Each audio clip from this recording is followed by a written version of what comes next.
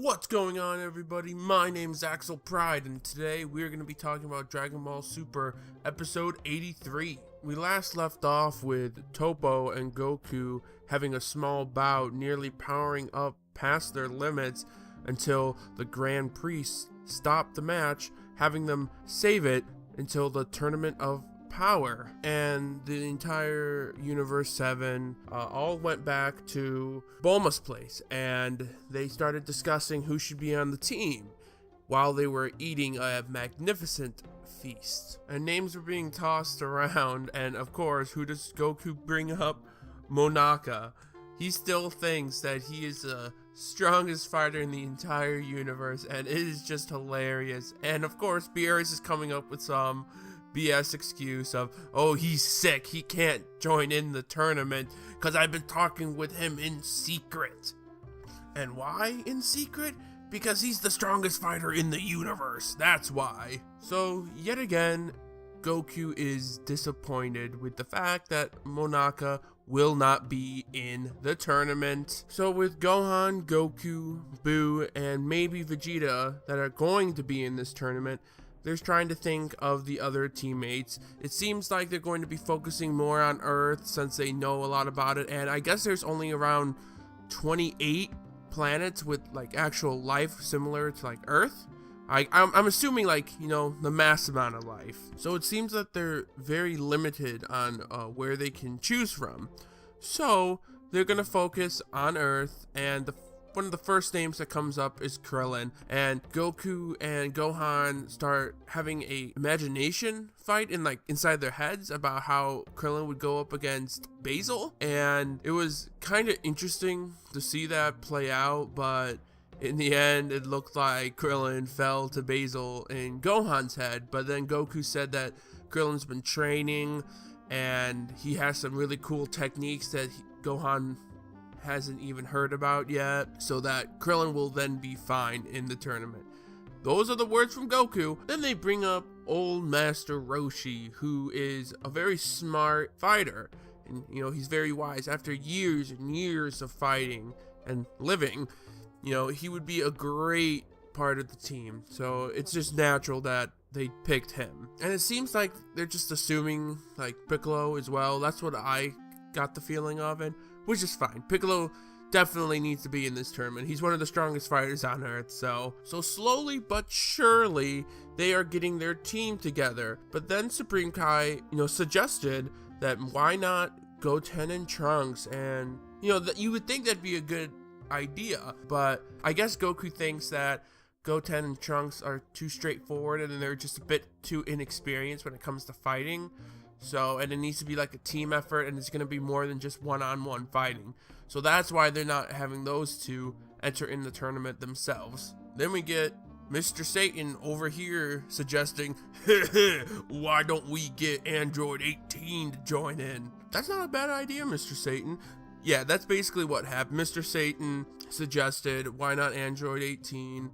And then they thought, if we get Android 18, why don't we ask her about Android 17? So they kind of like nonchalantly brought 17 into this. I was hoping like it wouldn't have been like that it would have been kind of like, oh yeah, Android 17, when they've asked her and they were like really desperate for like that last fighter. But you know, it is what it is. So they got all of them. So the group is pretty much at 9 people, and they're trying to figure out the last one. But they suggested that we have time, so let's not dwell on it for right now. And the Supreme Kai actually went to go look at the other planets to see if there's any like super strong warriors on them.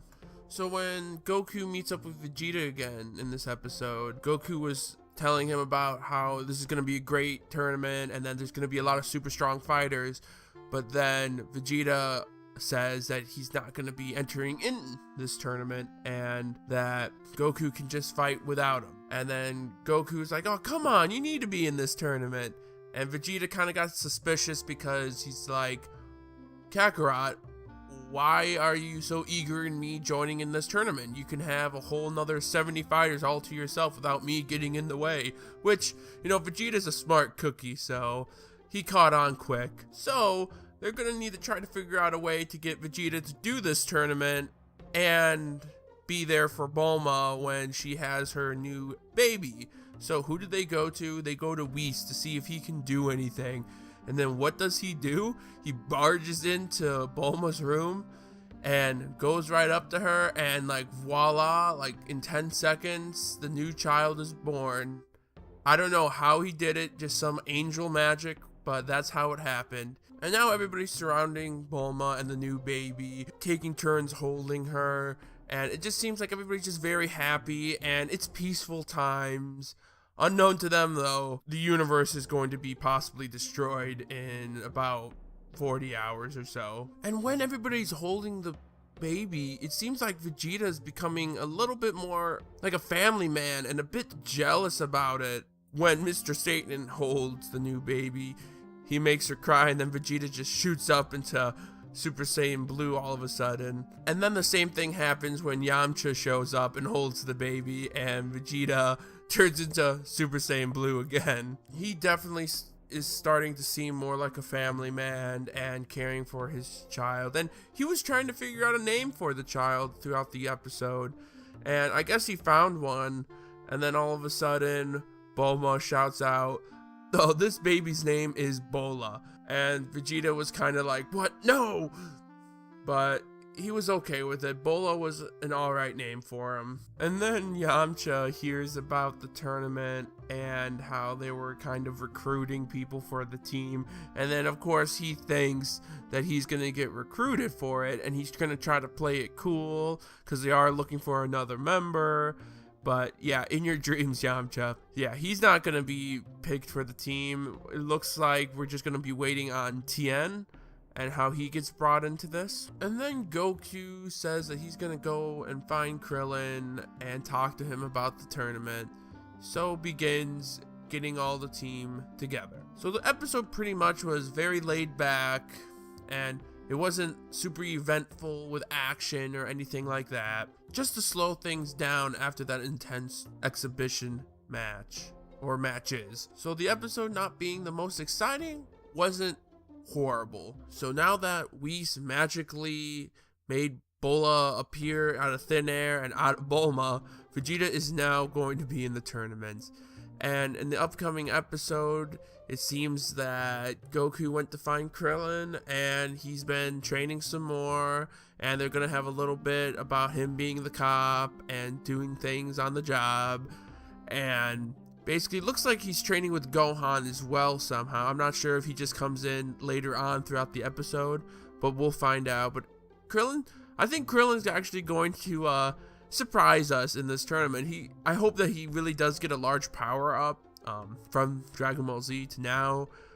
It will be really nice to see that, but with everyone too, with everyone on the team, it'd be really cool to see them make a huge power jump. So with this upcoming episode, we're definitely going to be hearing from hopefully 17 at the end of episode 84, and then hopefully being able to get the entire team assembled and then start this tournament of power. So thank you all for watching. If you guys enjoyed this video, leave it a like, and if you guys have your own thoughts or predictions, leave them down in the comment section below. And until we meet again, have a good one.